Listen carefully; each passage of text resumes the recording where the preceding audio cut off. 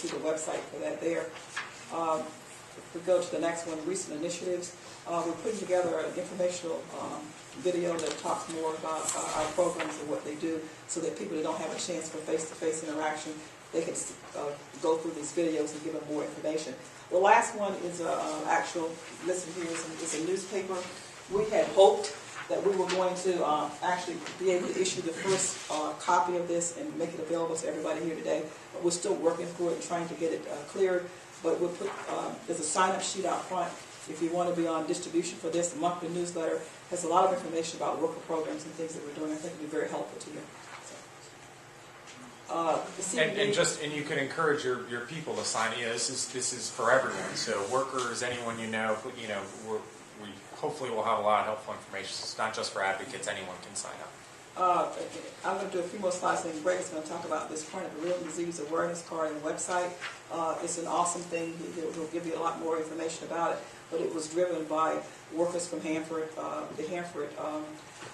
the Beryllium Awareness Group at Hanford.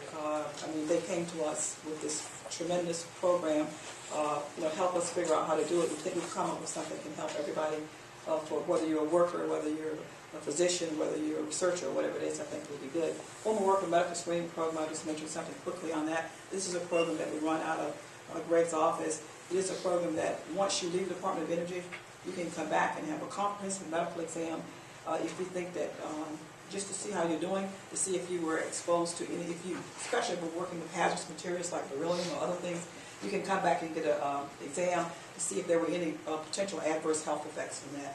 We think it's a very good program. If you go to the next slide here, we offer this. It's certainly a volunteer kind of thing. You can do it if you want to do it. We do screenings, initial screenings. We also do rescreens and provide information assistance on medical follow-up and compensation. As you know, we're not the compensation side of the house, but we do the medical follow-up. If there's anything we can do to help facilitate getting the workers to the right place for additional follow-up, we do that.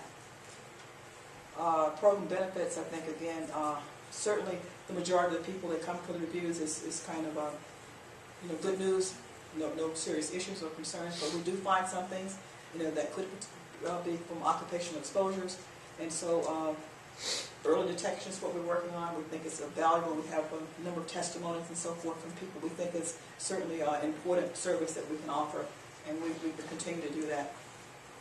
We can go to, these are major sites. I won't belabor this, but we have sites all over that we're working with on various things.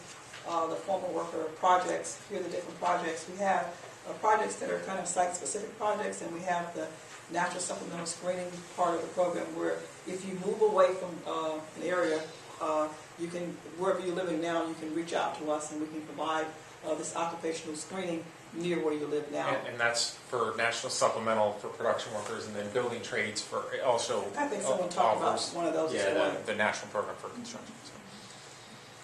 Okay, we'll keep going here. Here are the 5 regional programs. We have Iowa there as well. We talked about that a little bit today. Can I ask a question? I'm sorry. I just saw a letter of a claimant the other day where they told the claimant, former worker, now I don't know if it's former worker health, that they were only entitled to 2 CT scans in the mobile unit. They said that you now have your 2. I've heard that too in the Hanford website. And that's just something recent that I've heard in the 5 years I've been there. I don't think that. I have to certainly look at the language. I don't think it's hard and fast like that. I think if they did one, and for whatever reason they felt they needed to repeat it, if there was some concern about the clarity of what did it mean, they certainly wouldn't stop there or whatever. They certainly space them out, in terms of time. This definitely was every 3 years later that he had a second one, but then after that, it's been a couple years. Often there's a decision. If you have one, no problem. You have 2 spaced out. There's nothing. Then is there a driver for an additional exposure? It could be that. So yeah. Because of the latency period, sometimes I don't know the specifics, but oftentimes if it's been a certain amount of time and you do the 2 tests, they feel like any more tests would be needless, because there's some small risk with the CT itself. I think it's more of an individual. What did the physician what did we see on that first one, what did we see on that second one, and why are we saying that? So it's not a hard and fast No, thing? it's Okay. individual. Thank you. Ray, can you go back to the CBD Yep. stuff and go quickly, because Stu's dying to get back up here, we don't want to, Okay, jump so- down back there. Real quick, the CBD awareness card, I actually have a copy of the card, but there's also this link at the bottom here, and Denise is going to send out these slides, so it'll have that link there. It goes to our CBD awareness website, which is within the HSS website. So we have this card that you can print out or actually have a plastic card.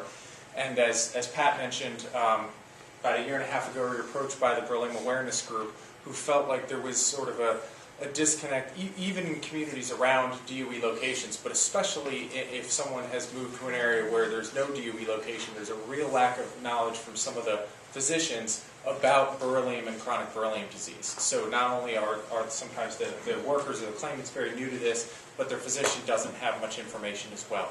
So we wanted to put together this card and website to help educate both workers, their physicians, and also researchers or the community about some of the symptoms and conditions associated with chronic beryllium disease, but also if you have chronic beryllium disease, some of the symptoms and consequential conditions that could be sort of a secondary effect of your chronic beryllium disease. So we hope that this card, when we started to put it, we were originally just trying to put together a card, and we quickly realized that there was way too much information to get on a card, so we try to get a quick synopsis on the card, but we have a whole website with 6 or 7 different pages with various information for the workers, for their physicians.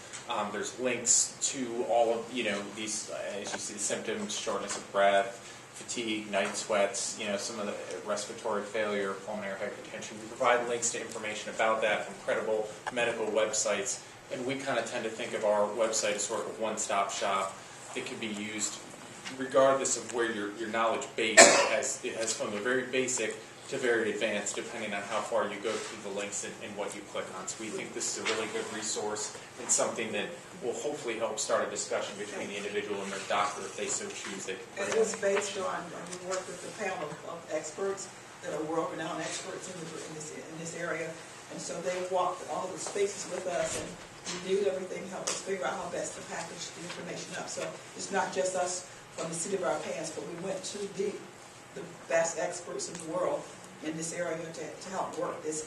And this, when you go to the website, everything is easy to print, because to make it easy for your physician, you certainly want to encourage him to go to the websites, but also you can have something in your hand you can take and share a piece of paper that can put in your file that he can read.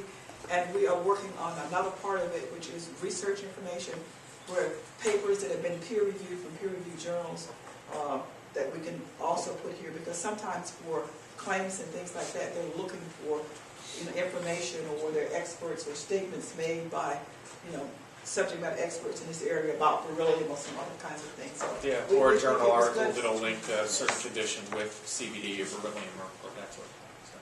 So we could answer maybe one more question before Stu comes up, and then these guys will be around for other questions later.